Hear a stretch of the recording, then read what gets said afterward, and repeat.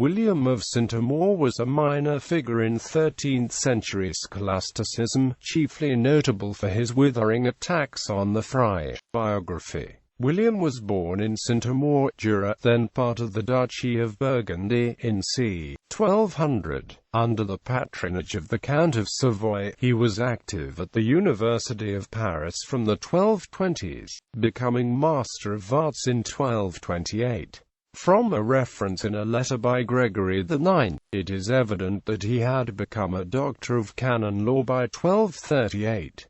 By 1250 he had been made Master of Theology. The controversy on which his fame rests began in earnest in the 1250s. The gradual encroachment of the newly formed mendicant orders into the university was the immediate cause of this.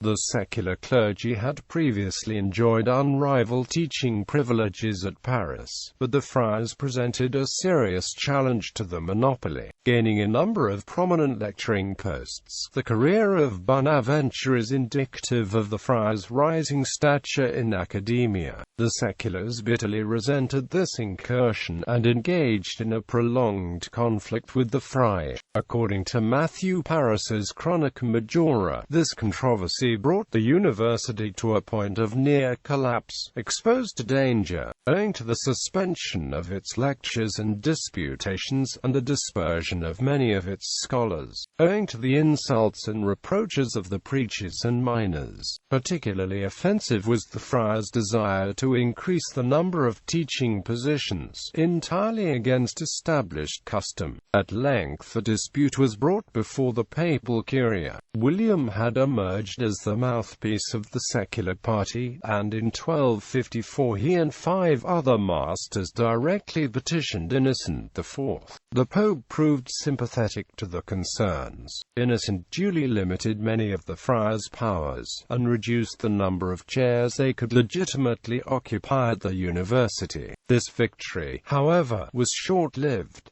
Innocent died in the December of the same year, and was replaced by Alexander IV. Alexander was cardinal protector of the Franciscans and therefore unlikely to side with the seculars. He promptly overturned the restrictions imposed by his predecessor, allowing the friars to be readmitted to Paris. Hostilities resumed immediately, and William began to produce some of his most sustained and vitriolic sermons and treatises. As might be expected, his campaign against the regulars was not tolerated for long. In 1255 Pope Alexander ordered an inquiry into William's orthodoxy, resulting in his suspension from all teaching and administrative duties. In 1256 William produced De Pericularis Novis Amorum Temporum, a vicious tirade against the friars, and the culmination of his anti-fraternal thought. This ridiculed the more extreme eschatological speculations of some friars, who alleged that the fraternal orders would usher in the third and final age of the world, a glorious era of the Holy Spirit. De Pericularis implied that the friars would indeed be instrumental in precipitating the end of the world, but only because they would facilitate the coming of the Antichrist. The treatise attracted written opposition from Thomas Aquinas and Albertus Magnus,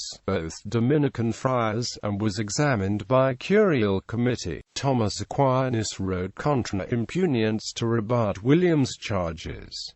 In 1257 Alexander ordered William's treatise to be burned. He also excommunicated William and exiled him from France. Upon Alexander's death in 1266, William returned to Paris, although does not appear to have been reinstated at the university. He died at Burgundy in September 1272. Works. De Pericularis Novis Amorum Temporum. William's major work had an influence far beyond the compass of his own lifetime. It became the fountainhead of a long polemical tradition. Its most important section consists of 39 signa, by which false apostles may be known. Although it is never openly stated, these signs describe the behavior of friars. The signs are in order. William decorates these imputations with various allusions to the Benedictine rule, the Pauline epistles and Acts of the Apostles. The friars are variously likened to ravening wolves, stealers into people's homes, idlers and meddlers, aimless wanderers, and, most recurrently, false preachers. In Pensketja's phrase, this set of accusations and themes formed an enduring, symbolic language, one that persisted among the friars' opponents for the next 3 centuries. In France, William's attacks were reiterated in the Parisian disputes of 1354. When 2 prominent bishops delivered diatribes against the friars, they also directly stimulated the satires of Routebarth and Jean de Meun. In Ireland, his arguments formed the backbone of Richard Fitzralph's Defensio Curatorum, a much-copied and widely circulated sermon of 1350.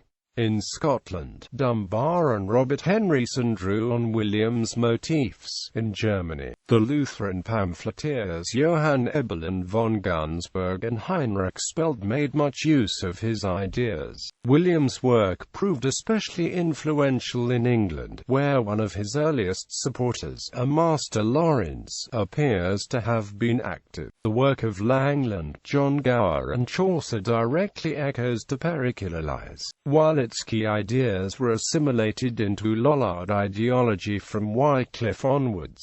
William's ideas even re-emerge in the Protestant writings of William Tyndale, John Bale and John Fox, whose Actes and Monuments quotes De Periculalize in its entirety. Although his own struggle against the friars ended in abject failure, William's legacy was thus extremely far-reaching. He powerfully stigmatized one of the dominant factions in the late medieval church, providing generations of critics with an arsenal of ready-made indictments.